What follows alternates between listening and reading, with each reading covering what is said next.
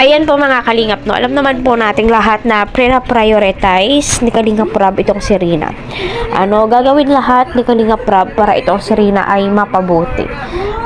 So alam naman po natin marami po ang naging hadlang, madami po ang naging problema, pero hindi po nagpatinag itong si Kalingap Rob kasi alam niya sa sarili niya na si Rina ay nangangailangan po ng tulong. At kita po natin, no, na napakalaki na po talaga ng improvement ni Rina simula nang nasa Kalingap. Although, kita po natin na masaya din po itong si Rina sa poder po nila dahil nga po nagagawa ni Rina ang lahat ng kanyang gusto. Number 1, ang kanyang pag-aaral.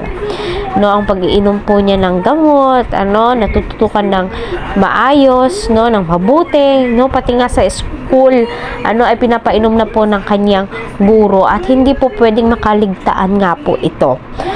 Para sa ganon ay tuloy-tuloy nga po ang kanyang paggaling. Maraming salamat sa iyo Kalingap Rob sa walang sawang suporta mo kay Rina, pagmamahal mo sa kanya. Naway marami ka pang matulungan na kagaya nga po ni Rina kasi di po biro yung sitwasyon ni Rina. Ang kailangan po dito talaga is pera.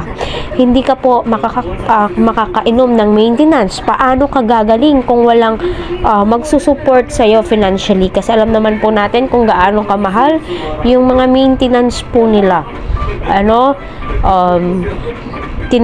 Tinitherapy din po ito kagaya ng ginagawa po ni Ate Ruda. Tinuturuan niya na maging